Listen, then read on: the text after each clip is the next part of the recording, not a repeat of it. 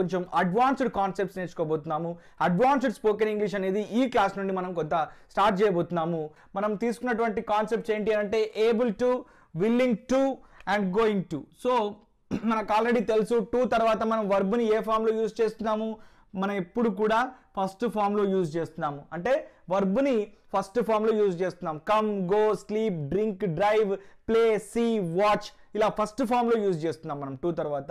To అనే infinitive తర్వాత first ఫామ్లో యూజ్ చేస్తున్నాం. అయితే మన ఇంగ్లీష్లో ఇంగ్లీష్ న్యూస్ పేపర్స్ చదువుతున్నప్పుడు కానీ, మాట్లాడుతున్నప్పుడు కానీ, లేదా ఎక్కడైనా మనం స్పీచెస్ విన్నప్పుడు కానీ ఈ పదాలు మనకు చాలా ఫ్రీక్వెంట్గా వినబడతాయి. బట్ వాటి తెలుగు మీనింగ్స్ మనకు తెలియదు, వాటి యూసేజ్ కూడా తెలియదు. కాబట్టి మనకు ఇంగ్లీష్ కొంత అర్థం కాని పరిస్థితి ఉంటుంది. ఇప్పుడు ఆ మీనింగ్స్ ఏంటో క్లియర్గా నేర్చుకునే ప్రయత్నం చేద్దాం. చాలా ఈజీ క్లాస్, ఏం లేదు, ఒక 2-3 పాయింట్లు మాత్రమే మీరు బాగా గుర్తుపెట్టుకోవాలి. ఫస్ట్ పాయింట్ ఇప్పుడు చెప్తున్నాను, అదేంటి అని అంటే ముందు వీటి తెలుగు మీనింగ్స్, ఇంగ్లీష్ మీనింగ్స్, వాటి యూసేజ్ గుర్తుపెట్టుకోండి. ఏబుల్ టు అంటే ఏదైనా ఒక పని చెయ్యగలిగే స్థితిలో ఉన్నట్టు, అంటే ఎబిలిటీ ఆఫ్ ఎ డూయర్ అన్నట్టు దాని అర్థం. అంటే ఏదైనా ఒక పనిని నేను చెయ్యగలిగే స్థితిలో ఉన్నాను. I am able to sing అంటే నేను పాడగలిగే స్థితిలో ఉన్నాను. I am able to stand నిలబడగలిగే స్థితిలో ఉన్నాను. I am able to fight నేను యుద్ధం లేదా ఫైటింగ్ అంటే కొట్లాడగలిగే స్థితిలో ఉన్నాను. I am able to speak నేను మాట్లాడగలిగే స్థితిలో ఉన్నాను. ఇక్కడ నెక్స్ట్ విల్లింగ్ టు ఏదైనా ఒక పని నేను చేయడానికి ఇష్టంగా ఉన్నాను అని చెప్పినప్పుడు ఉపయోగిస్తాము. అంటే విల్లింగ్నెస్ ఆఫ్ ఎ డూయర్, ఒక వ్యక్తి తన ఇష్టాన్ని తెలియచేయడం. ఐఆమ్ విల్లింగ్ టు మ్యారీ అంటే నేను పెళ్లి చేసుకోవడానికి ఇష్టంగా ఉన్నాను. ఐఆమ్ విల్లింగ్ టు గో అంటే నేను వెళ్ళడానికి ఇష్టంగా ఉన్నాను.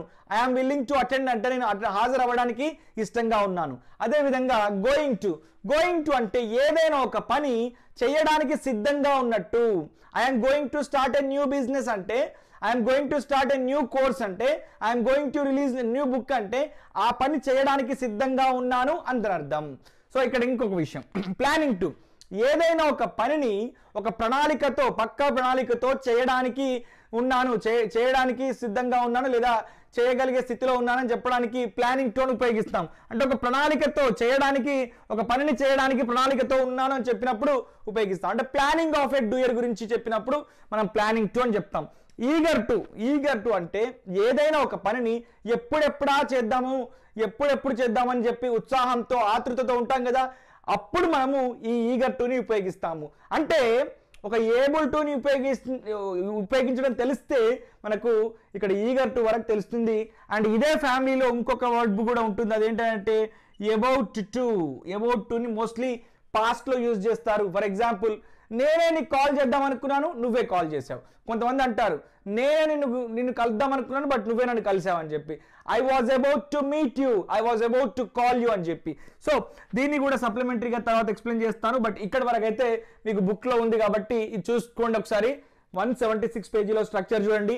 ఏబుల్ టు చేయగలిగే స్థితిలో ఉన్నాను, విల్లింగ్ టు చేయడానికి ఇష్టంగా ఉన్నాను, గోయింగ్ టు చేయడానికి సిద్ధంగా ఉన్నాను, ప్లానింగ్ టు ఒక పని చేయడానికి ప్రణాళికతో ఉన్నాను, అండ్ ఈగర్ టు ఒక పనిని చేయడానికి ఆతృతగా ఉన్నాను అని దాని అర్థం. ఇప్పుడు వీటిని ఎలా యూజ్ చేయాలో చెప్తాను. ఫస్ట్ పాయింట్ చెప్పాను, ఇప్పుడు సెకండ్ పాయింట్ చెప్పబోతున్నాను. సెకండ్ పాయింట్ ఏంటంటే చాలా ఇంపార్టెంట్ పాయింట్ ఇది. మనకు బీ ఫార్మ్స్ అంటే ఏంటో తెలియాలి. బీ ఫార్మ్స్ మనకు ప్రజెంట్లో, పాస్ట్లో, ఫ్యూచర్లో 3 రకాలుగా ఉంటాయి. ప్రజెంట్లో అయితే యామ్, ఈజ్, ఆర్ ఉంటుంది. పాస్ట్లో అయితే వాజ్ అండ్ వర్ ఉంటుంది. ఫ్యూచర్లో అయితే shall be and will below ఉంటుంది. బి అంటే ఏంటి? ఉండుట అని అర్థం. కానీ ఈరోజు చెప్పబోయే టాపిక్లో ఈ బీని ఎలా ఉపయోగించాలంటే ఒక పని చేస్తూ ఉండుట అని అర్థం. ప్రస్తుతం అయితే మనం ప్రజెంట్లో అయితే ప్రస్తుతం చేస్తూ ఉన్న పనులకు ఉపయోగిస్తాం యామ్, ఈజ్, ఆర్ని. గతంలో అయితే పాస్ట్ బీ ఫార్మ్స్ అంటాం, వీటిని వాజ్, వర్ ని ఉపయోగిస్తాం గతంలో చేస్తూ ఉన్న పనులకు. భవిష్యత్తులో అయితే భవిష్యత్తులో చేస్తూ ఉన్న పనులకు ఉపయోగిస్తాం. ఫర్ ఎగ్జాంపుల్, నేను ఇప్పుడు ఒక టీచర్ నేను చెప్పాలనుకోండి, ఐ ఆమ్ ఏ టీచర్. కానీ గతంలో నేను ఒక స్టూడెంట్ నేను చెప్పాలనుకోండి, ఐ వాజ్ ఏ స్టూడెంట్. నేను భవిష్యత్తులో ఒక రాజకీయ నాయకుడిని అవుతానని చెప్పాలనుకోండి, I will be a politician. కానీ భవిష్యత్తులో కూడా ఐ ఆమ్ ఏ పొలిటీషియన్ అంటే అది రాంగ్ అవుతుంది గ్రామటికల్గా. కాబట్టి మనం ఇక్కడ ఈ చిన్న సటిల్ న్యూయాన్స్ డిఫరెన్స్ ఏదైతే ఉందో అది అర్థం చేసుకోవాలి.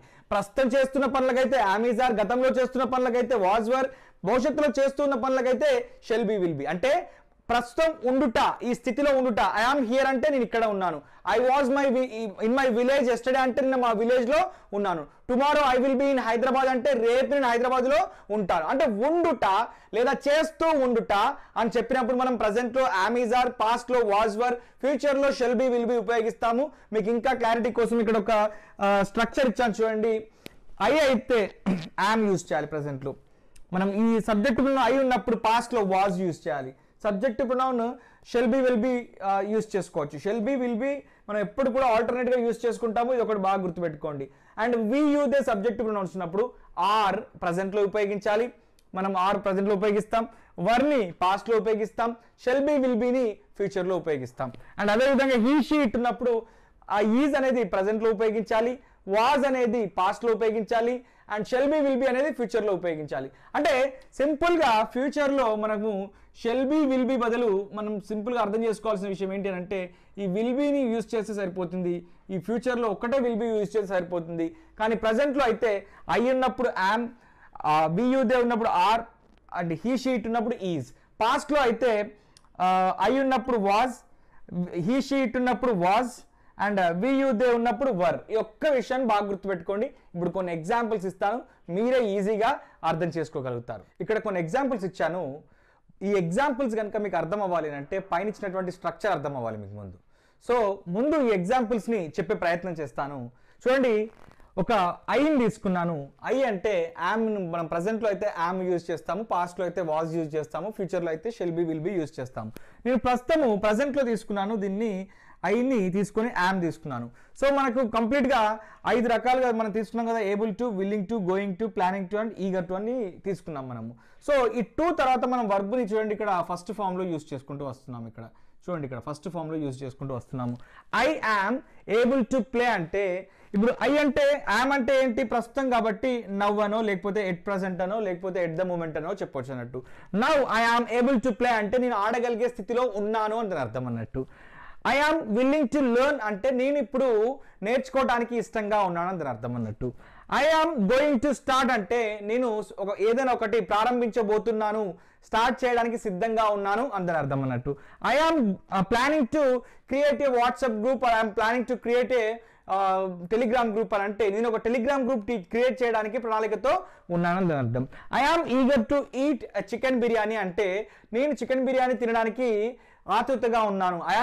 ఐఆమ్ ఈగర్ టు ఈట్ అంటే నేను ఆ పని చేయడానికి, ఈట్ అనే కాదు మీరు ఏదైనా ఎగ్జాంపుల్ తీసుకోండి. I am eager to speak, I'm eager to marry, I'm eager to go, I'm eager to come, I'm eager to see.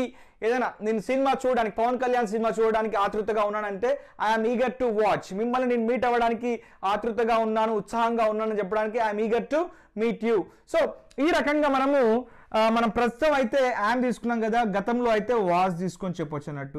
సింపుల్గా ఈ ఒక్క వర్డ్ని మార్చేస్తే గతంలోకి వెళ్ళిపోతుంది. అప్పుడు మనం ఏం చెప్పొచ్చు, సింపుల్గా ఎస్టర్డే అనో లేకపోతే లాస్ట్ వీక్ అనో లేకపోతే లాస్ట్ ఇయర్ అనో సింపుల్గా చెప్పొచ్చు. Yesterday I was able to play, నిన్న నేను ఆడగలిగే స్థితిలో ఉన్నాను. I was willing to learn అంటే గతంలో నేను నేర్చుకోవడానికి ఇష్టంగా ఉన్నాను.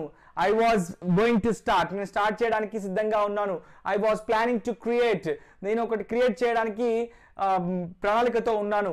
I was eager to eat అంటే నేను గతంలో ఈట్ అనేది తినడం కాబట్టి I was eager to meet you, నేను మిమ్మల్ని మీట్ అవ్వడానికి ఆతృతగా ఉన్నాను. తినడానికి అంటే ఈట్ అన్నట్టు. సో ఈట్ అనేది యాప్ట్గా అనిపించలేదు కాబట్టి నేను మళ్ళీ కొత్తగా ఇంకొక ఎగ్జాంపుల్ ఇచ్చాను, మీట్ అని చెప్పి ఇచ్చాను. You can also replace this.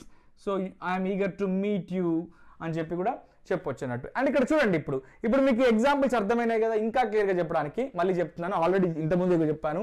ప్రస్తుతం అయితే ఐకి యామ్, గతంలో అయితే వాజ్, భవిష్యత్తులో అయితే shall be or will be, anything you can use.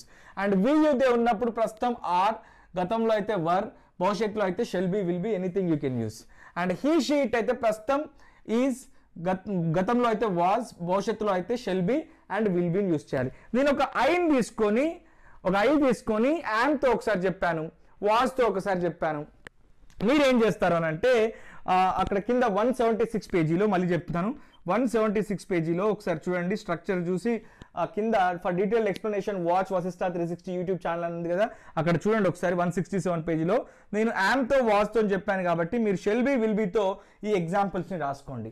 And ఈ టూ తర్వాత వర్బ్ని కూడా మీరు మార్చేసేయండి. చూడండి ఇక్కడ మనకు ఫస్ట్ సబ్జెక్టివ్ ప్రొనౌన్స్ వస్తున్నాయి. ఫస్ట్ ఇక్కడ సబ్జెక్టివ్ ప్రొనౌన్స్ తర్వాత మనకు బీ ఫార్మ్స్ అనేవి వస్తున్నాయి. ఇక్కడ బీ ఫార్మ్స్ తర్వాత మనకు ఇక్కడ హెల్పింగ్ వర్బ్స్ అనేవి వస్తున్నాయి. ఇక్కడ హెల్పింగ్ వర్బ్స్ తర్వాత టు తర్వాత మనకు వర్బ్ ఫస్ట్ ఫామ్లో వస్తుంది. మళ్ళీ కొన్ని ఎగ్జాంపుల్స్ చెప్తాను చూడండి. I am able to learn. ఇక్కడ చూడండి we are able to learn and he is able to learn. And ఇదే విధంగా మళ్ళీ ఒకటి చెప్తాను. I am willing to learn and I am or we are willing to learn and he is or she is అని కూడా చెప్పొచ్చున్నట్టు. She is willing to learn. అంటే నేను ఏం చెప్పదలుచుకున్నానంటే ఈ చిన్న కాన్సెప్ట్ మీరు అర్థం చేసుకోవటం వల్ల మీరు ప్రజెంట్లో, పాస్ట్లో, ఫ్యూచర్లో 3 సిచ్యువేషన్స్ని మార్చి చెప్పచ్చు. అండ్ ఈ 5 రకాల హెల్పింగ్ వర్బ్స్ని యూజ్ చేసి 5 రకాలుగా చెప్పచ్చు. అంటే మొత్తం 15 రకాల సెంటెన్సెస్ని నేర్చేసుకున్నారు మీరు ఇక్కడ. అంటే ఈ ఒక్క చిన్న క్లాస్లో 15 రకాల సెంటెన్సెస్ని నేర్చేసుకున్నారు. అండ్ ఇక్కడ వర్బ్ని కనుక మీరు ఒక 10 రకాల వర్బ్స్ని 10 వర్బ్స్ని తీసుకొని మీరు పాజిటివ్ 10 రకాల వర్బ్స్ కనుక తీసుకొని మార్చేస్తే ఈ 15 × 10 అంటే 150 రకాల సెంటెన్సెస్ని మీరు ఈజీగా అవలీలగా మాట్లాడతారు అన్నట్టు. జస్ట్ వర్బ్ని మార్చేస్తే సరిపోతుంది. I am able to learn అంటే నేను నేర్చుకోగలిగే స్థితిలో ఉన్నాను. ఐఎమ్ ఏబుల్ టు స్పీక్ అంటే నేను మాట్లాడగలిగే స్థితిలో ఉన్నాను అన్నట్టు. అంటే 150 వర్డ్స్, ఇవి 3, ఇవి 5 అండ్ ఇక్కడ ఒక 10 వర్బ్స్ తీసుకుంటే మొత్తం కలిపి 160 వర్డ్స్ సెంటెన్సెస్ని మీరు ఫ్రేమ్ చేయగలుగుతారు ఈజీగా. ఈ కాన్సెప్ట్ కనుక మీకు ఈజీగా అర్థమవుతాయి. అండ్ ఇప్పుడు నేను positive interrogative, negative interrogative sentences చెప్పే ప్రయత్నం చేస్తాను. జాగ్రత్తగా శ్రద్ధగా వినండి. ఇప్పటి వరకు నేను చెప్పిన లాజిక్ అర్థమైతే మీకు ఈ పాజిటివ్ ఇంట్రాగేటివ్, నెగిటివ్ ఇంట్రాగేటివ్ సెంటెన్సెస్ని ఇంకా ఈజీగా ఫ్రేమ్ చేయగలుగుతారు. నేను ఇంతకుముందు చెప్పినటువంటి లాజిక్ ప్రకారము ప్రస్తుతం అయితే యామ్, గతంలో అయితే వాజ్ వర్, భవిష్యత్తులో అయితే షెల్ బి, విల్ బి 3 రకాల సిచ్యువేషన్స్లో మనము 5 రకాల హెల్పింగ్ వర్బ్స్ని యూజ్ చేసి అంటే 15 రకాలుగా మనం సెంటెన్సెస్ని ఫ్రేమ్ చేయొచ్చు. అదేవిధంగా నేను చెప్పినట్టు ఒక 10 వర్బ్స్ కనుక తీసుకుంటే 150 సెంటెన్సెస్ని ఫ్రేమ్ చేయొచ్చు. అండ్ ఈ 10 వర్బ్స్తో 150 సెంటెన్సెస్ని మనం ఫ్రేమ్ చేసిన తర్వాత ఇప్పుడు నేను చెప్పే విధంగా positive interrogative, negative interrogative sentences frame చేస్తే మీరు ఒక 600 సెంటెన్సెస్ని మీరు ఈజీగా ఫ్రేమ్ చేయొచ్చు. అంటే ఈ 5 మళ్ళీ ఇక్కడ చూడండి, ఈ 150 × 4 ఎంత అవుతుంది? మనకు ఆల్మోస్ట్ 600 సెంటెన్సెస్ అవుతున్నాయి. అంటే నేను చెప్పే ఈ ట్రిక్ నేర్చుకుంటే కనుక మీరు ఇంగ్లీష్లో ఎంత అనర్గళంగా మాట్లాడొచ్చో అర్థం చేసుకోండి ఒకసారి. రైట్, ఇప్పుడు positive interrogative and negative interrogative sentences frame చేసే విధానం చెప్తాను. I am able to speak అంటే నేను ఇప్పుడు యామ్ అనేది ప్రస్తుతం కాబట్టి నేను ఇప్పుడు మాట్లాడగలిగే స్థితిలో ఉన్నాను దాని అర్థం. ఇక్కడ హెల్పింగ్ వర్బ్ మనకి ఇక్కడ సప్లిమెంటరీ హెల్పింగ్ వర్బ్ యామ్ కాబట్టి దీన్ని సబ్జెక్ట్ ప్రొనౌన్ ముందు పెడితే am I able to speak అంటే నేను మాట్లాడగలిగే స్థితిలో ఉన్నాను అని చెప్పి క్వశ్చన్ చేసుకుంటున్నాం. ఇది పాజిటివ్ సెంటెన్స్, ఇది నెగిటివ్ సెంటెన్స్ ఇక్కడ. అండ్ ఈ యామ్కి నాట్ యాడ్ చేస్తే I'm not able to speak అని చెప్పొచ్చు. అండ్ ఇక్కడ ఏబుల్ టు దగ్గర నెగిటివ్ సెంటెన్స్ చెప్పినప్పుడు కొన్నిసార్లు అనేబుల్ టు అని కూడా చెప్పొచ్చు డైరెక్ట్గా. ఐఎమ్ అనేబుల్ టు అంటే ఐఎమ్ నాట్ ఏబుల్ టు అని దాని అర్థం వస్తుంది. ఇది ఒకటి బాగా గుర్తుపెట్టుకోండి.